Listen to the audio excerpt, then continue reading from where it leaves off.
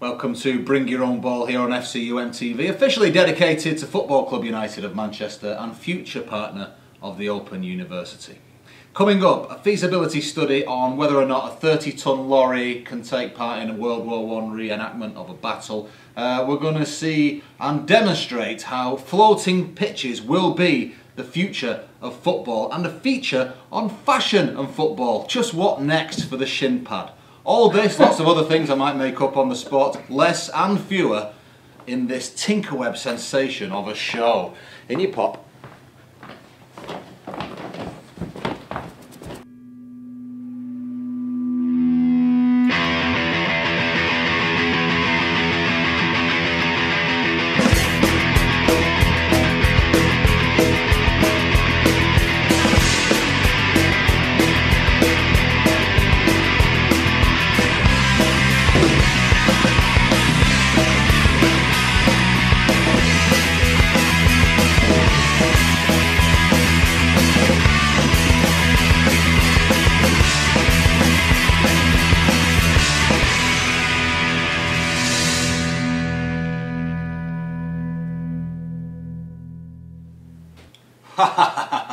That's pretend bartender. Really? Yeah. Yes, hello there. Hot action from the games against Ilkeston, Nantwich Town and maybe even Marine to come. But first, it's interview time, and the first of four in this show on the settee of tears is Development Coach Chuks. So welcome for the first time, Chuks. You'd have had one more person applauding you, but obviously Swampy's gone out to get our next guest in, so let's crack on. Do you ever watch this? You lads, you coaches, the players? Sometimes. Sometimes, right then. Well, we better make it good, just on the off chance that someone's actually watching. How do you think it's going for you from a development point of view? I mean, and how is it going for you personally, having been involved more in the first team and getting into development, which I suppose is you would say your specialism? It's going all right. I actually started off with a youth team.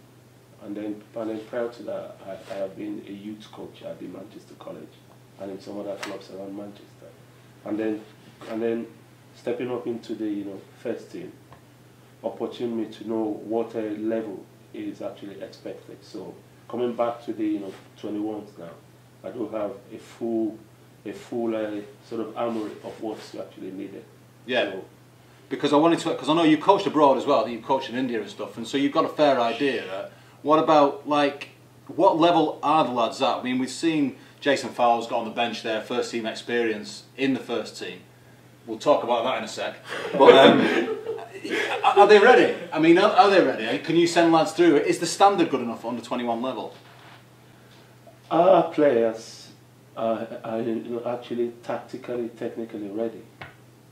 But then, mentally, and then physically, they're still miles to go in there, and that's because they actually play against players that are not as intensive as the ones they will play at the Unibond level. So we need to expose them, and then it's all about time dropping them in the deep end at the times, which Magic has actually done with some of the games of the first team. So physically, I would say not yet ready. Mentally, not yet there, but then they will only get ready if you actually throw them in. Yeah, exactly. That's the only way you can do it. And taking the example of someone like Fowles, he'd scored the previous night before the Dewson Cup against Emley. You put him on the bench there, but you probably think, well, I might not use him. Is it not more difficult to blood these youngsters when every game becomes crucial because you're trying again to get up the table to get promotion? I always say to in a day, and I say, welcome to the real world. They've got to handle that. So Barcelona actually winning, Real Madrid are winning. They've got youngsters. They've got to actually deal with that on the every day. It's called adult football, and they've got to actually step up. First team is not going to step down for them. They've got to step up. When you get to Moston, is that going to make things easier for you when everything's in one place? Moston, everything's sorted. When we get to Moston, it's all going to be better because it's all there, facilities, and it's our own pitch. You can schedule training to actually fit how we want to do it. we actually got plans. Magic's got lofty plans how we want to do it, but so we've got handbrakes on now at the moment. Pitch, U team training half a pitch, the first team is training half a pitch. We can really coordinate our affairs. But then once we get to Moston, it will definitely facilitate coordination and then improvement. Yeah, it's exactly what you were saying, that you can get everyone together, you can make them play adult football. Yes. So the next couple of questions sponsored really by Swampy. He wants to know, out of all the assistants that you've had, who's the best? You just mentioned the name? Well, let's say, who could you do without? If I was to say, all right, you've no longer got Paul Bright, you've no longer got Richard Brown, but you've got Swampy. Would you despair? Would you resign? Would that be all right? Must I answer this? No. Well, you can if you want. Yeah, I will do. Good. I will actually answer it. Swampy brings in something totally different. Oh yeah. Swampy brings in experience from the infant perspective. He's got stories to actually tell these young players, Yeah. that actually make them understand the whole bigger picture. And then sometimes I do come across as serious, but then Swampy just melts away. Yeah, he's the antidote to that, all right. Yeah, yeah. Okay. So Swampy did very, very well for us, to be honest. All right. Well, I almost believed your answer. So speaking about the bigger picture, as you did. Now, this is a picture from I believe, the Nigerian Premiership in 1992, and you holding hands with this guy. You're years ahead of your time. I know. Tell me about this picture. This I actually used to go to primary school with that kid, that my friend, and then we played previously for the same high school, and then the same club, and then some other team came and then offered him money, big transfer fee. So that day I just seen him and I was just laughing like, okay, let's go out there and then do it. So we used to actually play as a two. Yeah. I anchor for him to go and play, but now he's going to play against me in this game, and I was just laughing. Brilliant. And he was laughing. Would you rather have a pitch like that, or the muddy ones, or the floating pitch that's going to happen at Moston? Easier to play in sand or mud? Same. Right, I think that's possibly the worst question I've ever asked anyone. So we will finish off talking about another picture that you're about to see around Gig Lane, but don't worry, it doesn't involve you, it involves Frank Van Gils, because he has got a modelling contract with a sportswear giant. So how's that going to work? No one at the club knows this. It's an exclusive here on Bring Your Own Ball, although it won't be by the time this goes out, so forget it as well. What kind of humiliation would a player get when he's got a modelling contract and he's in the dressing room all the time? Plenty of stick, but then in this case, Frank gets nothing because Frank don't actually understand nothing. So don't get it. So we're going to play. So we're going to play a game about 2 months ago. So we're traveling on the 62. It was about 6, half 6. So it was dark. All the vehicles had the lights on, front lights, rear lights. And then Frank said, "Chuks, why do they have lights at the back?"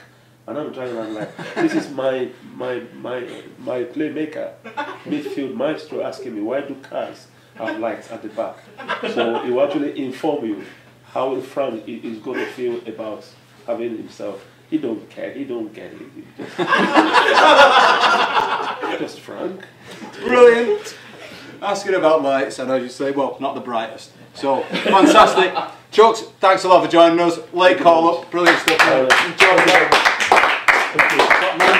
Stay there for a sec, mate. I'll just read this link. Up to you, enjoy yourself. It's that kind of show, punk football, anarchic and all that. We will be dealing with the past, as we've now dealt with Frank Van Gils. The past will be dealt with 2020 vision very shortly. One more guest before we get to Swampy and Steve Wood. First though, time to head back to Moston. As we've been mentioning, it's our ongoing series of Mud Does the Funniest Things. Yes, last month a few of you observant types in Webland noticed that the internet, there are some exciting images of this mud being taken from a big North Manchester field, and it's been moved to another part. Instead, last month, no, in fact the word is indeed rather than instead, indeed here on FCUM TV we brought you the same mud being moved around, and it's a sequence that Kevin McLeod from, what's it called, Grand Designs, has been in touch with Ofcom about, bleating about copyright infringement.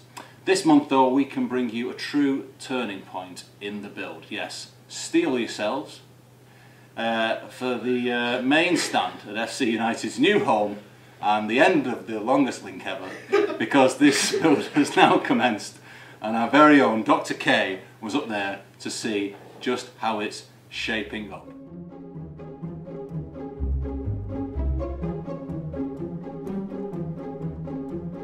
Well, I'm sure you all remember the way the fields used to look, but since October there's been some massive changes. We've gone from green fields to bare earth, and our builders have battled valiantly through the wettest winter since records began. It doesn't seem like 5 minutes ago that we were charging across the grass to watch Zoe put the first spade in the ground.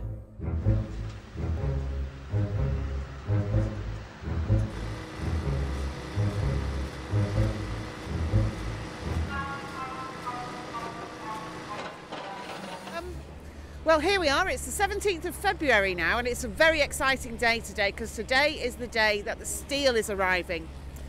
We're expecting it any minute now. It's coming from Rosendale, from a company where it's manufactured there, and the first steel may well get put into the ground today.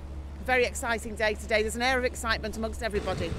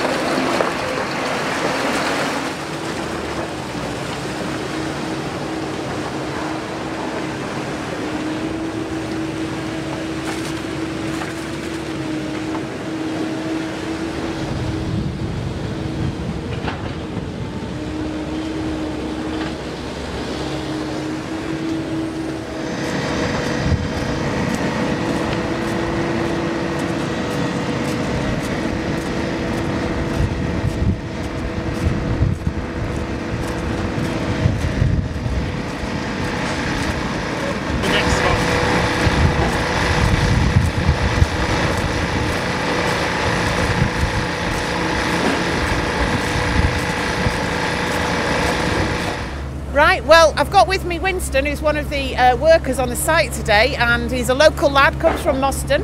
He's got an allotment near us, but so he's used to a lot of mud. Yeah. And you've come to work here, and what's it? More mud. Yeah, in even more mud. And can you tell us what it's like? Here? Yeah. It's all right. I quite enjoy it, me. I like being out all day, so I'm quite happy with it. You know? Yeah. It's not for everybody. It's not everyone's taste, but I'm quite happy with it. Yeah. You know. Yeah. Good. And are you a football fan? Man City, actually. Right. Okay. But you don't mind doing this? No. No, I don't mind. I don't mind. You'll have to have a walk down because it'll be your local club.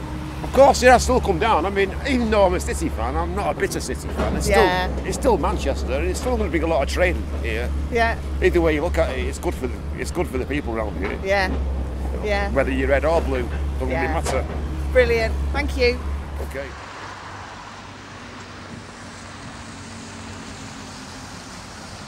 Although the steel did arrive on site, it wasn't until the next day that the building could commence. By the end of the week, the south stand could be seen rising out of the ground.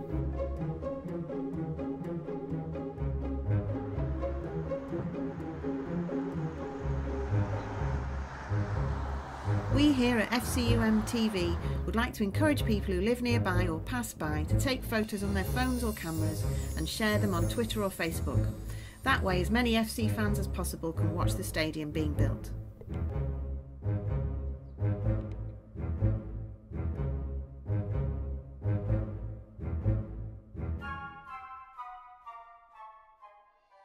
What do you want to say about the drainage of the lower field? There's nothing to say, is there? Excellent stuff then. Stay tuned, drainage fans, for more exciting drainage related developments that lie ahead. Big MPL Bants Bay shout out to City fan Winston as well, hashtag Winston. Now joining us here in the studio, the mammoth figure of goalkeeper James Spencer. Welcome to the City studio.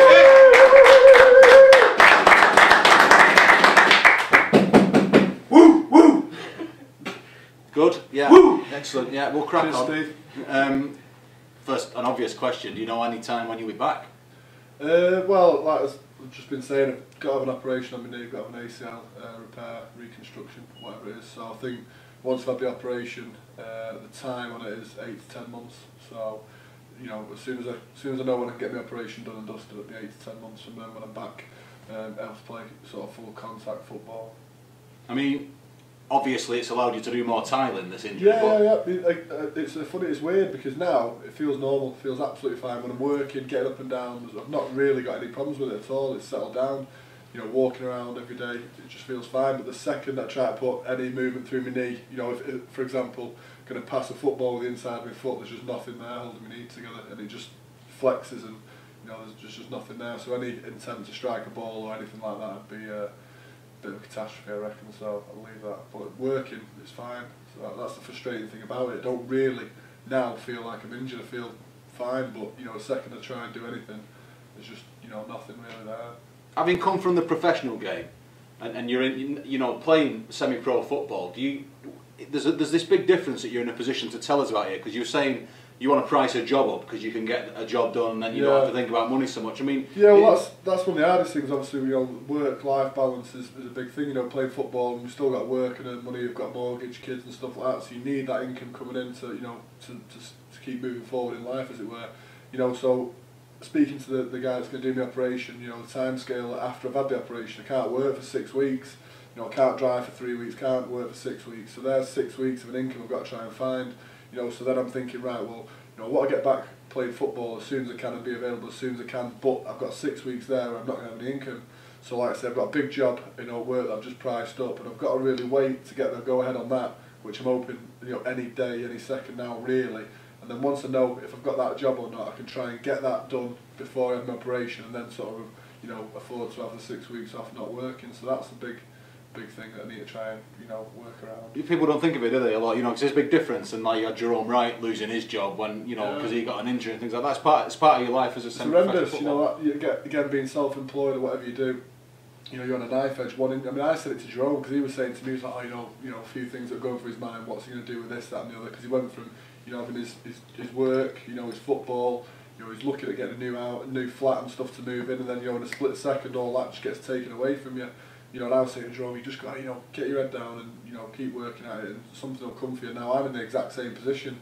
You know, I've just got to try and make sure that I can provide for my family and, you know, and cover all the bills and stuff. So that's one of the hardest things, and it's pretty daunting, really. But you just got to get your head down and keep going, haven't you? Yeah. Now, in terms of like playing for FC, and hopefully you'll be back at, you know, at some point, 8 or 9 months or whatever it might be now. Yeah. I mean, it's a club you've really enjoyed playing for. You've really taken to, you know, with a membership and stuff like that, isn't it? No, I've settled in. Yeah, I love it. It's a great club, great thing to be a part of, and that's the frustrating thing. You know, my hand's been forced a little bit that I'm obviously gonna, you know, the contract's gonna expire at the end of this year. You know, I've got to speak to Margin, see what he wants to do, and then, you know, when I get fit again in 9-10 months' time, give him a knock on his door and just, you know, address the situation. Then, I mean, you know, in football, 10 months is a long, long time, and you know, things. You never know what's going to happen, so it's not really worth trying to predict, you know, where I'm going to be at. So But my ideal intention is to sort of, get this operation done, get fit. I mean, I spoke to Sam, and in the interim period, I'm going to, work pretty close with him on my rehab. And like I say, just in 9-10 months, try and hopefully be in a position to knock on Margie's door and just see what the situation is.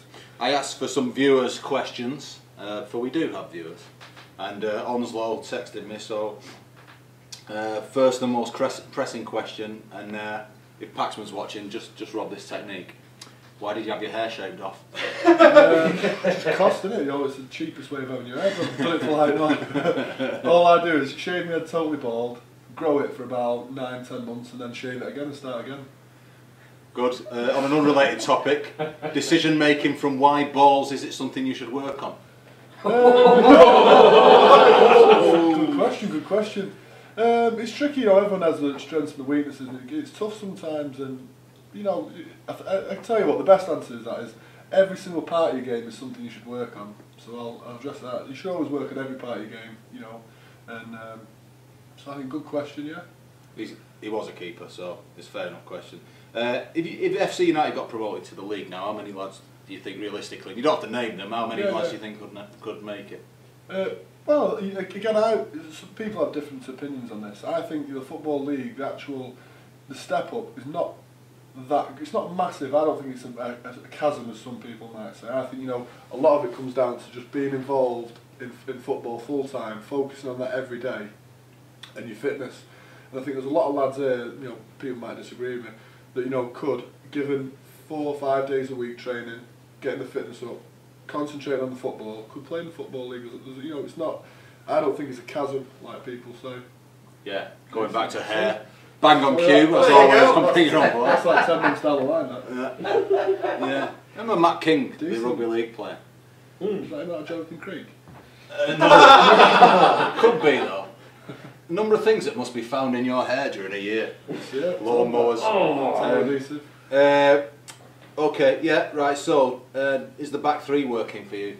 As a spectator, I suppose, more likely, but I mean, even as a keeper as well. Yeah, I think, I don't think it's at its full potential just yet. I think, playing a back three with wing backs does require a lot of work and requires time to sort of settle into that and understand that formation. I think more than any formation, that needs a lot, an understanding of how to play in that formation, because as good as it can leave you exposed down the sides. If both sets of wing backs get caught pushing on at the wrong time, it can leave you totally exposed. So I think it's a great formation. I think it could be a brilliant formation for us.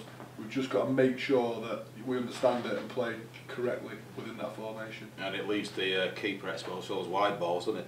Yeah, it can be, yeah. You work on it, don't you? Last two questions. What happened to Matty Tierney? No idea. I've seen him on the back of a milk carton the other week. I still don't know. And can his daughter Kira have a pair of your signed gloves? She certainly can. That's very kind, because you must get 50 pairs a week off the sponsors, always, I'm sure. Yeah, just turn them away. Absolutely brilliant. Appreciate that. Actually, I have one last question, because Russell, who goes to every FC United game, as some of you will know, and you'll see him in the crowd. He looks very much like Adam Crozier. And if you ever remember 10 years ago, there was a guy on EastEnders called Trevor. He used to be a wife beater, Scottish guy, and I think his face got burned by an iron. That'll be Russell. He looked exactly like him. He wants to know: are you annoyed that there isn't a better song when there's loads of good FC United songs and you've just got Super Goalie? Nah. Well, someone needs to work. It's like my balls in from the wide. Some fans got to work in it, haven't they? Yes, brilliant, absolutely brilliant. Right, thanks for coming in. Appreciate that. Thanks for having me. Appreciate it. Superb. On to the next bit then. In the last 2 months, Andy Walsh and Carl Marginson have been grilled on the couch of milk and honey. Don't worry, I said grilled, not roasted. And the recurring subject has been the pitch at the new ground. It will literally be able to float, despite not even being in the West Country. To see how this all works, like a poor man's Christmas lectures, here's Science Time with Professor Marv. Oh, hello. There's been a lot of talk recently, hasn't there, about FC United's floating pitch and this new design, so I thought it was about time that someone sat down and figured out just what's going on. So, I suppose the first question is, just what is a floating pitch? Wait, hang on. What's floating? So floating is when an object is suspended in either the air or water. In FC United's case, of course, that will be water. It also says here that floating should not be confused with boating, which is also based on water. Here comes the science. For this experiment, I'm using this glass Pyrex dish to represent the base for the water suspended pitch. And then, of course, we need the pitch itself, and for that I'm going to be using this wholemeal bap. This bap, or pitch if you like, isn't covered in grass. For this experiment I'm going to be using some lettuce, a particularly healthy alternative, I'm sure you'll agree. Now, a liquid. We need a liquid on which to float our pitch. I'm going to be using Vimto, but really you can use whatever liquid you like. It's worth remembering, of course, that Vimto is incredibly tasty. We wouldn't recommend you drinking any liquid that you do find under feet. So, let's give this a go, shall we? First, in goes the fluid. The pitch will be based on a pool of water which is approximately 50 foot deep and holds 30,000 cubic inches of fluid. On the water, the pitch. Take a look at this. The adverse density of the pitch means that it stays on top of the surface and the water is therefore displaced. On the pitch, the footballers, of course. Now, I didn't have any Subutio players, which would have been perfect, so instead I'm using grapes on cocktail sticks. There you go. You can see it's still floating. It's not magic, it's science. But wait, what happens if a giant plays football? To represent a giant, I'm using this jar of peanut butter. Now, let's see what happens when I put this player onto our floating pitch. Immediately you can see the sheer havoc which is created, so it's bad news for the BFG. What an absolute disaster, and you can see it's soggy bottoms all round. So, what have we learned? We've learned that floating pitches are a brilliant idea as long as you don't have a jar of peanut butter playing up front for you. Also, we've learned that Vimto doesn't have a silent P. In fact, there's no P in Vimto at all. Crazy. Just before we go, we've got time for a letter which is coming from a viewer from last month's Bring Your Own Ball. Thank you very much for watching. Everyone else can get in touch at FCUM.tv. The letter is from Bronson in Moston. And it says, thank you very much for last month's Bring Your Own Ball, you're particularly welcome. I was, however, disappointed to see how much product placement there was in your episode and feel a little bit let down by your tactics. Even if Vimto is one of the tastiest and most colourful drinks in the world, I still think you should act more professionally. Well, thank you, Bronson, for getting in touch, and we'll take your message on board. But for one, I don't really remember any product placement in last month's episode, if I'm honest. Why, we'd never do any such thing, would we? Back to the studio. Marv there. And my apologies for the televisual difficulties in that item. So on to football, gentlemen. Hey! For we are gentlemen. This month I'm joined once again by FCUM Radio's answer to Elton Wellesby, Swampy. And also with Spencer is, let's see, this is my club's one and only Stephen Wood, because it almost rhymes. Welcome back to the sofa of sobering reality. It says on the script, pause for classic introductory banter, so that means I expected you to throw something back at me there. Didn't get a chance. No, you're not the one who's had a coffee. Okay, first up. A classic then to start with, a classic Manchester versus Crosby kind of affair, as FC United travelled to play Marine at the start of the month down at the Arriva Stadium. Waiting for the arrival of the 52 bus on the day, here's FCUM Radio's top team.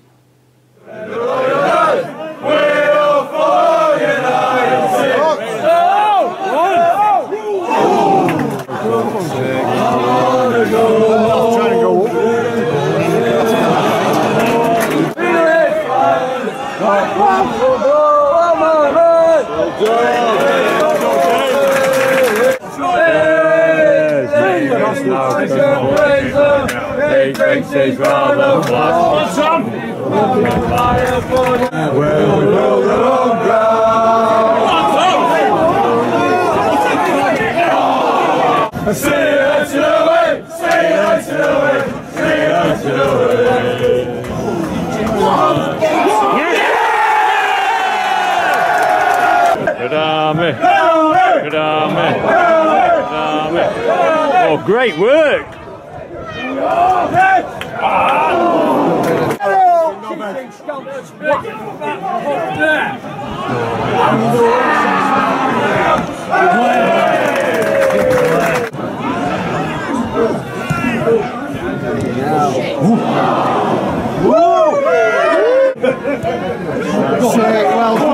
Well done.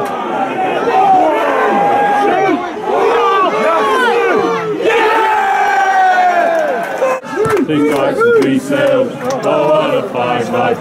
They tried to take it, but we replaced it.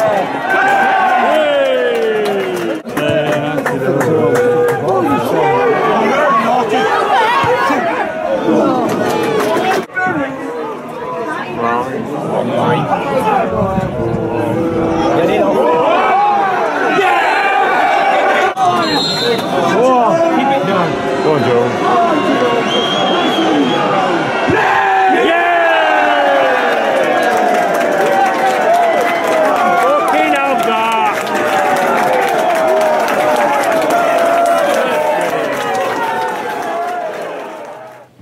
Yes, we definitely all just enjoyed watching that on a monitor.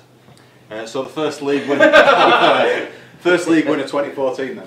Yes, and because we've got no money on this show, we never get a chance to re-look at those clips, so it's all in the memory. Tremendous game from FC United in all fairness. Set our stall out well, a new formation, 3 at the back, and it paid dividend. Marine, again, always a difficult team to come against. FC United have got a very good record there, it has to be said. And early goal, settled the nerves, tremendous goal from Davis. You know, a centre forwards goal more than what you consider centre half goal. Great volley, and a really good goal. The atmosphere, excellent, and a hard fought game. FC United, I think, really controlled the game in its entirety. They were the much of the better team on the afternoon. The fans certainly outsang the home fans, who sort of left in droves toward the end when they knew the game was over and done. And Mr. Wood here stood in the rain all through the game, because he thinks he's better than all of us that are under the stand. And all we like seeing, being able to see. We can see you, Steve. We've seen your jacket. Yeah, indeed. We can see you from Aberdeen. Yeah. Were you standing in the rain because you were happy to? Because it was such an attacking lineup with Greaves and Norton up top. Oh yeah, yeah. 2 up from me, people have been crying out for it, haven't they? So they finally got the wish. I mean, obviously it's worked since then. Well, we grew up on it last month. Not suggesting for 1 month. I think you are actually. When you say it wasn't really grilling, was it? Not Let's really. be honest. It was just basically nice questions. Just ask it and then went on to the next question. But it's a similar sort of thing. Yeah. Wasn't a George Foreman, was it? You've had your bit. Hold on. So come on. But it works for you. Yeah. You don't know. You don't need to give a lot on that. But yeah. Yeah, I think so. I think credit for that game. We don't mention the keeper, Mr. Carnell, he had a bit of grief. Are you trying to suggest that I've been giving him grief? Not you, but other people. And you know, I mean, you say we're in control, and you're right. But Marine had a short spell, I think, in that second half. In about 10 minutes. And he made 2 or 3 great saves, which kept the score up. There was certainly 2 decent saves. Yeah, the third save where in the face. I think that, to be honest, he came off his line too quickly, then realised, then he was in no man's land, and the player basically leathered it in his head, and it came off him. And well, I suppose off his bonds. Would you suggest that's a good save off your face? Listen, any save is a good save. The late season school of goalkeeping. Is it the keeper's you do stand up for him? You don't hate him as a club rival? No, not at all. Not now I'm injured. I've got no option. Speaking of which, if you're wondering why this show is a bit random in its nature, we were to have Dave Birchin, and he got injured in that game, so you sort of, well, you know a great deal about what he's going through and everything. Do you miss having a captain? Do you miss it when any leader goes off the pitch? I mean, the results would suggest not, but yeah, I think you definitely do. Like, you know, it's hard when someone like Birchie goes off because he's a big talker, and I think sometimes that's what we lack throughout the team. So when someone that's a big talker, I mean, because people lead in different ways, it might be someone that's a tackler leading from the front in that sort of respect, but when someone goes off as a talker, you know, that's when you miss them the most. I think it becomes the most apparent, especially when you've got a few younger players in and around him. So I think the lads have been missing Birchie quite a lot, yeah. I mean, he talks on behalf of the majority of the team, doesn't he? I mean, he's always in the referee's ear. You know, when he's got the captain's armband, it actually saves him quite, because he normally gets his customary yellow card, but with the captain's armband, what we found was the referees were a little bit more lenient, so perhaps that could be a ploy, is to give him the captain's armband. I mean, Stock came on in that game and was tremendous, but it was a very good performance. You know, Manchester versus Liverpool. The rivalry's there, but the rivalry's a good rivalry. It's very different to, you know, what people think of, sort of like Merseyside, Manchester derbies. Unfortunately, few fans turned up that weren't really welcome from another football club. In all fairness, and you know, try to spoil it for what has been two community football clubs coming together, working very, very hard, and we must emphasise that, because it's not. The rivalry's there in footballing terms, but there's no need for all the other nonsense that goes on, and that for Castle Murray are a fantastic club. They are, yeah. I think every time we've played them away, that's always been one of my favourite games of the season. When we beat them last year, it was 2-0. We've never lost there. My favourite game, you know. Yeah, we've never lost there. always fought really hard, really tough game, but totally in the right way. Yeah. And a terrific club, you know, and you know, we need to let people know about that, because, you know, that rivalry is on the football pitch, and we have a drink with them after the game, which you know, not many Mancunians and Liverpoolians ordinarily do. Very true, and I think you've made that plain. Right. Good. Okay. Right, good. So an enforced substitution, that one, as we're about to see. The next couple of games afforded more tactical ones later on in the game. A good win to start the month then. The ongoing effects of man-made winter weather then kicked in. That's one for you, that's Swampy, isn't it? So FC United supporters did not see a football kicked in anger, or if you like, pleasure, for 17 days more. The long-awaited return came in the form of a home match against Nantwich Town on a Tuesday night at Gig Lane, where the commentator was Sam Huddart. We just need to keep plugging away, and I think Nantwich are allowing us to play to a certain extent. Good ball forward, Greaves, left foot, yes, get in there! That's where he's coming from. Great ball that from Mike Norton as well. And Tom Greaves, a beautiful finish. Well done, lad. Just what we needed.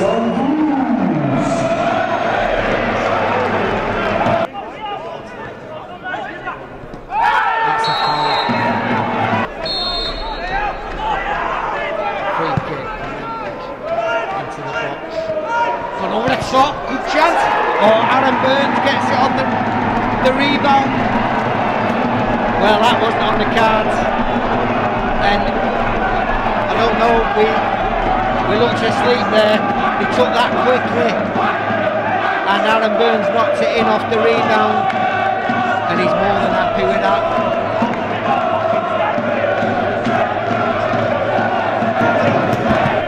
Well charged down Tom Greaves. Norton turns, stands on his feet, well done Norton. Lays it back for Jerome, goes past his man.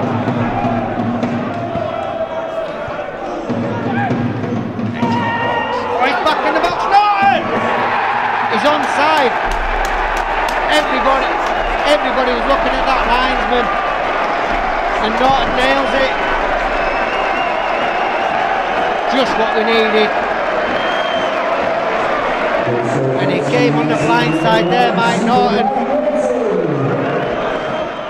So, as if that wasn't ample demonstration then, those two lads scoring, the two up top. Yeah, exactly. Back together again, like you say, for another game, and both scored. And the Tom Greaves goal was, the finish was just fantastic, play through, and just where he just dinked it over was sublime. Such a lovely technique there. Whereas Norton's finish was so poached it could have been an egg. Well, I think he was expecting a flag. I think we all expected a flag. I mean, you watch it back and it's not even close to us. So I think it was one of them where I'm just going to slam it in the back of the net and see what happens. And the next thing you know, he's running behind the goal with his arms up in the air, mimicking the opposition striker. Yeah. With his finger in the air. I mean, the partnership is there for everyone to see, and you know, been long the advocate of two up front, and you're not necessarily either the 3-5-2 or the 4-4-2.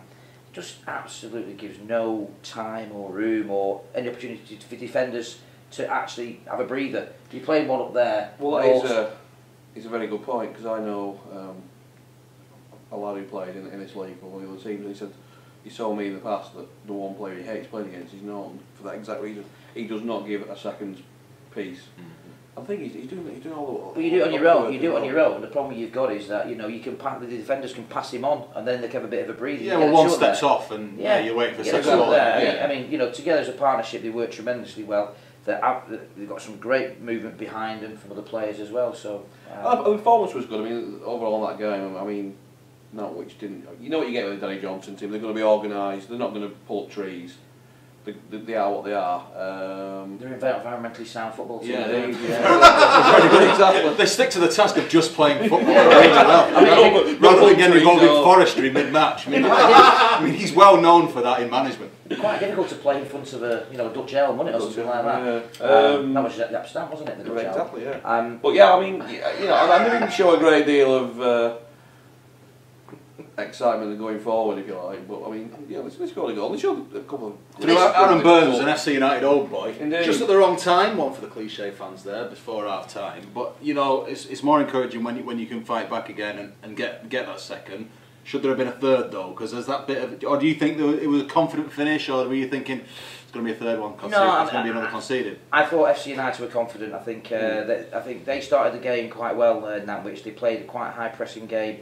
And they fell into their own trap by actually, after 25 minutes, sort of like going deep. They got the goal, and it was a well-worked goal. And got the chainsaws out, hard hats. Oh yeah, of course, that's right. Yeah, the carabiners were in, and basically Carnell was dangling from the stand. I mean, you look at the goal itself. I mean, can you question the defending to a degree? And also, the downside for Carnell was he was leaning back.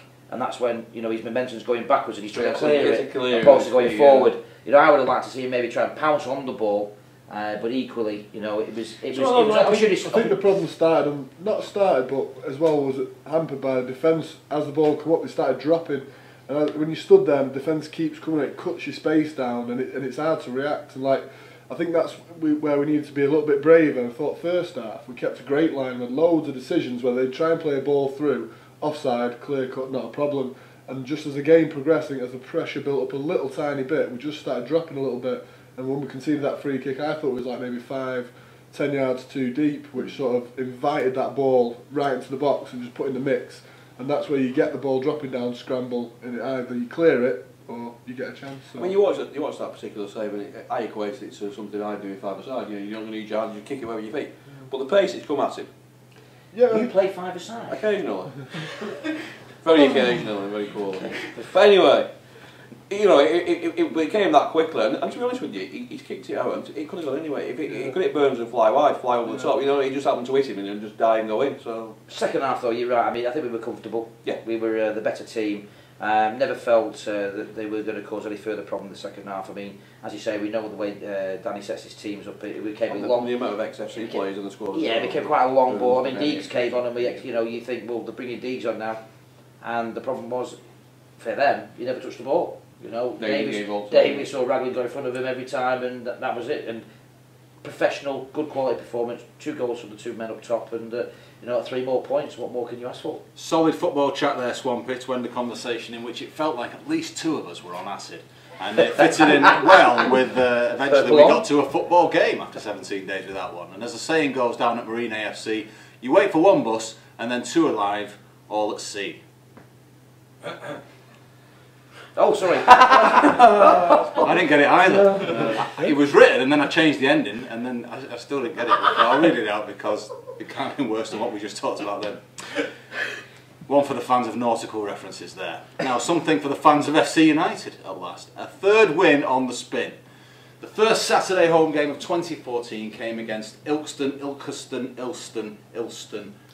England's equivalent of Basel, whatever it's called. Sam Huddards was joined by Roy Williamson.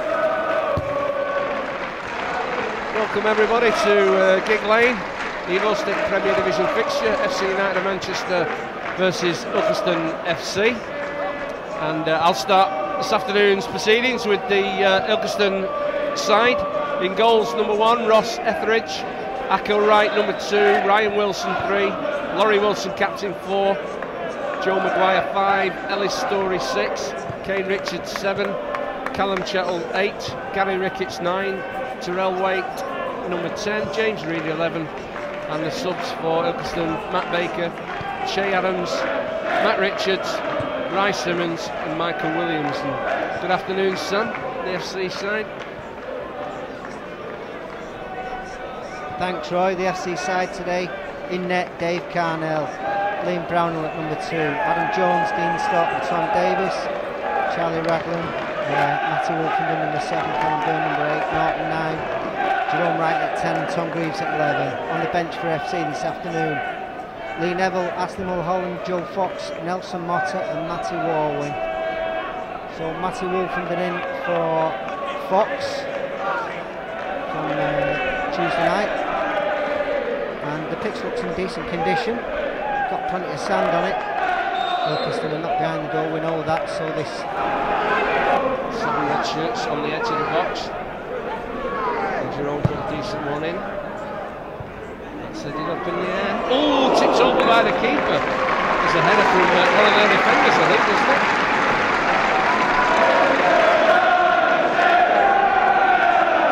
Well, 21 minutes on the clock.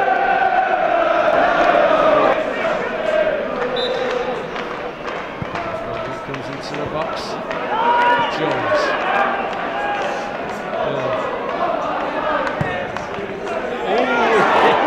Nearly an own goal. He's getting frustrated, Gary Ricketts, but he wins one back there.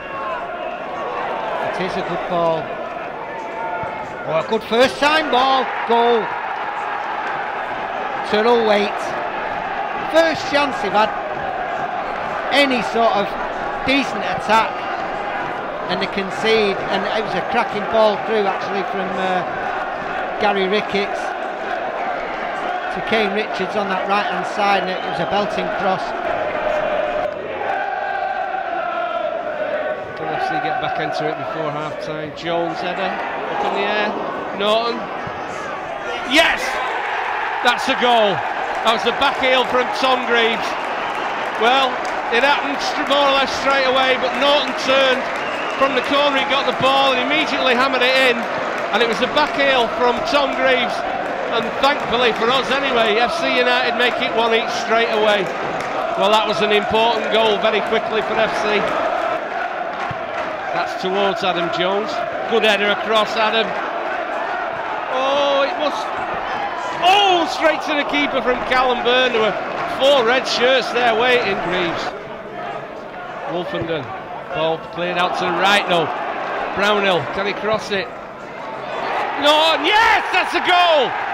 Well, a goal in the first couple of minutes. And I think it was Jerome, yes it was, who put that one in. But the ball came over from Brownhill, headed on by Norton. And Jerome was there immediately at the start of the second half to put FC United 2-1 in front. Interested to see how both teams play from this point on, FC having done in front. Moston needing to do something. Norton plays the ball through, great ball. Greaves in the box, shoots, yes! What a goal from Tom Greaves! Norton and Greaves paired up again, and what a cracking finish there from Tom Greaves, and he can do that, Sam. He can do that, Tom Greaves. You give him a one-on-one like that. Oh, Norton just saw him. He stayed on side, Greaves. Went past the players on the right-hand side, thundered it, and that's 3-1 to FC United. And what a start to the second half for FC. Making it look easy, Adam Jones at the moment, but it isn't. Greaves squares it. Norton. Jerome Wright. Oh, kept it on the deck. Sort of placed it. Still got the ball. Tom Greaves. Oh, it's a bit of a mistake. Back post. Jones. Gone over the line, has it?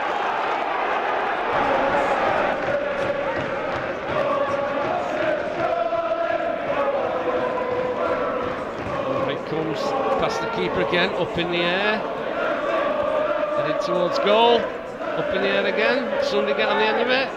Greaves shoots. Oh, good save from the keeper. FC still got it. That's a penalty. Well, it was a cracking shot there from Tommy Greaves, and the keeper made a decent save there, didn't he, Ross Etheridge? but that was a silly foul. It was a foul on Davis, wasn't it? And he was going away from goal. Jerome's got hold of the ball. It doesn't look like he's giving it to anybody else. Yeah. Jerome discreetly demanding to take the penalty. Right. Well, 77 minutes, 78 minutes by the time he takes this. FC 3-1. Can Jerome make it 4? Absolutely the right decision from the referee, that. Although it was an unnecessary foul, I think, Sam. Jerome in front of the MRE. Here we go. Yeah, he scores!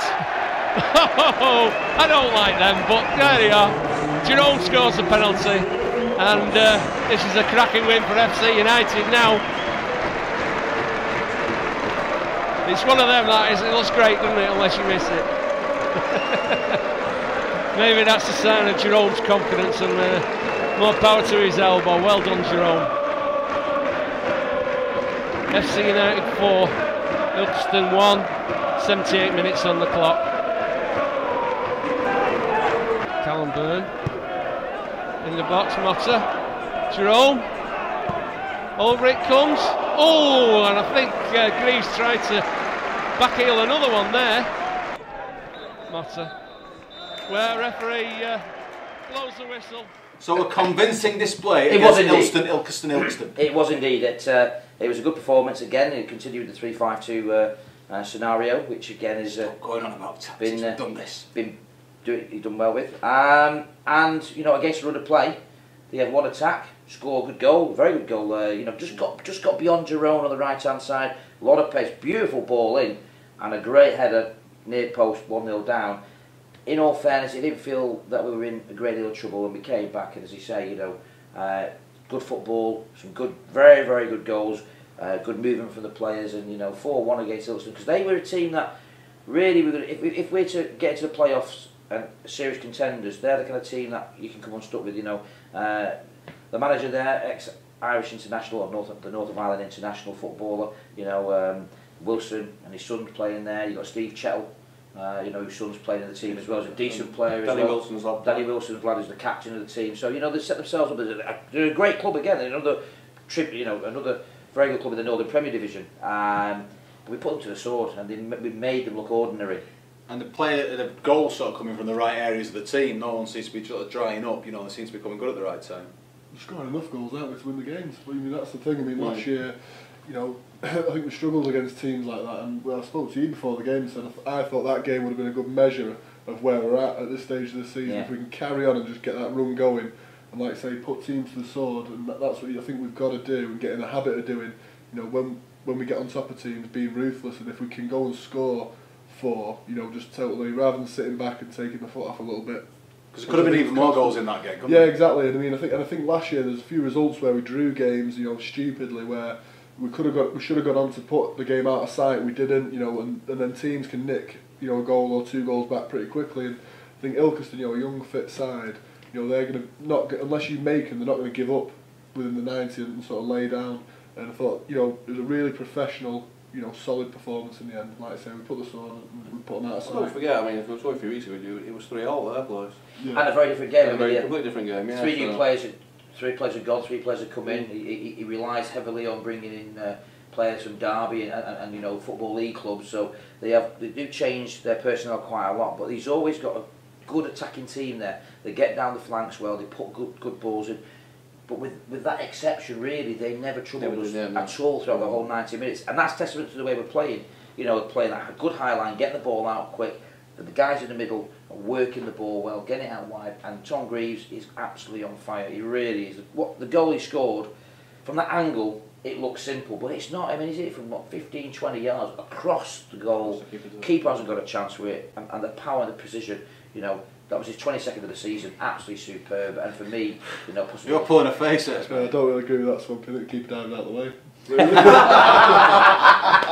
got a bet on with him, haven't you? You said you wouldn't get more than 20 this season, didn't you? I think he thought it was a grenade. But no, Greaves is clinical, isn't he? And that's what he's proven. Yeah. Even the one where he went through where Nort slipped him in the week before and he just dinked it over the keeper. And I'd have put my house and I thought he was going to blast it left foot straight against the keeper, and you know, nothing comes of it. And you know, it's what a good effort. But you know, that kind of finish. He just looked up, took his time, picked this spot, done. And I think that's what he's proving. Jerome Wright as well, coming back from injury, and since Fran Davis went to Dubai, I don't know if there's anything in that, but he seems to be just playing brilliantly now. He's right on form. I think he seems to be playing a little bit with a bit more freedom in himself. He's not, you know, worrying about his performance. He just seems to be a bit more relaxed and doing what he's doing best by getting forward and putting himself in the right place at the right time. And, you know, he's getting his rewards. And he's got a smile on his face. That was the next word. He's got a smile on his face all of a sudden. You know, he really has. You know, you can see that position, and the position he's playing now. It means he's quite happy to come back and defend. I mean, we're going back to Marine very briefly. Adam Jones' first game back, he was. Or his second game back, actually, I think. But he was just a little bit slow. But Jerome actually was back there covering positions to help him out. You know, and that's great for a defence. Thinking, right, well, Jerome's on form. He's coming back. He's going forward. He's working well. He's being cheeky. He's talking to the referees, having a laugh. He's not being petulant. He's not, you know, kicking out at people. And it's a rejuvenated Jerome. And you know, you can see it in his play. He started the penalty, didn't he? The penalty. I mean, he wanted to score the goal, and he just flicked it straight down the middle. I think that sort of summed it up. I think as Roy said in commentary, didn't he? He said he hates them because you know, it's one of those you just death chip and it's in. But he's got confidence again, hasn't he? Yeah. And that really bodes well because he's you know, on his day, he's a match winner for you. Yeah, he's put some good shifts in. Good to see. But unlike on the back of those 3 successive wins, Dudeston Cup disaster. Oh, that wasn't good to see. No, it followed the game against Stamford last year in the trophy. Lower division side, away from home. Good start, take the lead. Think this is next round, obviously semi-final this time, and then they equalise, and to coin that phrase, the wheels come off. And the second half, I mean, I'll leave you to go in a second, but the second half. Until the last probably 5 minutes, when there's a couple of chances towards the end, I think nothing, absolutely nothing. It was garbage. It was absolute garbage. It really from the goal we scored in 11 minutes and a tremendous goal by against Greece. Beautiful, and it really is a great goal. That you know, we put pressure on. They looked awkward at the back. They looked like their keeper's keeping the game into. Goalkeeper's made 2 or 3 very good saves, and he's actually done it on his line. I mean, from corners, he's punched the ball on his line. He's done very well. They've sold up 25 minutes of pressure. There's players on that pitch for them, and you know, no disrespect. I thought they didn't even look like footballers, look like farmers. You know, that's how you know, agricultural Wellington boots, centre halves. After 25 minutes. Well, goodness gracious, the tide turned, and they weren't, and no disrespect for Carson, they weren't particularly good. They had a good lad in midfield, in Elliott. They had a lad up front, Mick Vicker. You know, he put a shift in, 6'3", won everything in the air. He had a man peeling off him as well, 3-barreled name. Something Thomas. It was Wiggins Thomas. Wiggins Thomas. Again, working out. They brought a young lad on down the wing in the second half who had a lot of pace, but we were absolutely woeful. The formation, the setup, the attitude, the application, the tactics, it was a night to absolutely forget. It really was. And it's so disappointing because if we'd won that game, it would have been Skem in the semi-final at home, Fylde playing Frickley, Edgeley Park, Beckenham on the 12th of April. Very disappointed. Felt very sorry for the fans. It took 3.5 hours. I mean, the players themselves will be disappointed, and Carl will be disappointed. But I think we got it wrong on the night tactically because the pitch was bobbly, so they've changed the tactics slightly. But we never got the ball out wide. Jerome Wright just stayed at the left back position the entire game. That exuberance we've just been talking about, the quality of him was not there to be seen. Byrne never touched the ball. Matthew Wolfenden was out wide right. Didn't do anything. He started in the middle, didn't he? He swapped with Giggs around, and Giggs came off. I think you say that Marge is more than disappointed. He's obviously furious if there's an extra training session because of it. But are there any excuses at all? I mean, like, the thing is, it hasn't captured people's imagination, as you might think. There's 300 and odd people there. You know, for when you think, right, you're that close to silverware. How does that affect the players? It doesn't know. When you're used to travelling support. Yeah, it's a tough one. It's a really tough. Obviously, I think a big crowd, if there's loads of travelling support, does help. But the match is what it is, out where it is. You know, fans and that have got jobs and that might not be able to get down there. So, you know, a lot. That's one of the nights where self-motivation is massive, and you know, and that just comes down to each individual to try and motivate themselves. Obviously, Margie's got to motivate every single person that gets on the bus to travel down there, has got to motivate themselves, and you need to realise before you set off that that's how it's going to be. You can't rely on anything else. You've got to get yourself up for the game, and it's tough. You know, again, it's not making excuses. It's more of an explanation. But you know, lads are working all day. You finish early. You get there. It's a long trip down there. But you've got to turn up. You've got to give your heart and soul. Well, we did turn up for the first 20 minutes. We turned up for the first 20 minutes, and we should have been 3-0 up. But after that, it was as if, like, you know, we never came out the second half. It was, you know, and it's so disappointing because I don't care. Players need to get up for every single game. They're playing for the shirt of FC United of Manchester. It's a cup competition. The fans have had to get down there. And you know what? If we can't play or the players can't play in front of 200, 300, I mean, that's bigger than 90% of the people that play in this division. And we're expecting 2,000 fans, and that's the only way we can actually get up for a game. Then you've got to make it relevant, haven't you? You've got to make you know, no matter what level you play at, you've got to be able to motivate yourself. You can't, like I say, you can't really bring the amount of people that travel to watch you into the equation. No. It's just yourself. I mean, you're right what you say about the fans. It doesn't catch the imagination. I mean, there's some games in this competition where the crowds are actually in double figures. Some of the earlier rounds. You're right, but let's not make a mistake. I mean, I mentioned when I interviewed Margie after the games, and on the Saturday we've got one in the midweek. It's Tuesday, it's Wednesday, a chance for you to shuffle the team. It's like, no, we want to win this. It's a piece of silverware. We're in it to win. And he said that last month, to be fair, but now of course he did, yeah. But at the same time, you see, the team that started last night, for me, we had an opportunity to maybe full strength team out last night. I mean, it wasn't far short, but you know, play the same way. And then on Saturday, Droylsden relegated, rest a couple of players, and then on Tuesday against Chorley, you're back to your best again. Because fans deserve one of the best nights we've ever had was when we played at Curzon in the cup final. Beautiful cup competition to be involved in because we won it. And you know, fans enjoy that. They want silverware. You know, and I was very disappointed with last night, and I'm upset because I want to go to a cup final. You know, I want to be at Edgley Park, cheering FC United, winning a trophy, and getting promoted at the same time. I'm with you, and I think that's come across well. So, very last question, and very quickly answer, if you don't mind, to you, Spencer. Let's end on a positive though. Do you think, when you're looking at that team and you know what it's like to be in that dressing room, do you think they're coming good at the right time? Is it another good run? And are you just really scared of the playoffs? No, I just think we've put ourselves in a really good position just to hit the ground running at the right time. You know, there's a lot of teams that you've seen in the past that'll stall at the wrong time. And I think we're the opposite. I think we're just picking up a bit of pace with our results. Performances aren't peaking, but they're getting better, and we're still picking up, you know, the points when we need to. And I think that's a sign of a team that will do well, is when you pick up points and you're not particularly firing on all cylinders. So I think, you know, it's all there to play for us, and we're playing the right way. We're getting going, and I just want to see us storm into that position at the right time, and you know, and hit the ground running. Brilliant. Nice optimistic ending then after all that chat. This month's Bring Your Own Ball. Join us at the start of April as we bring you guaranteed coverage of FC United's title challenge.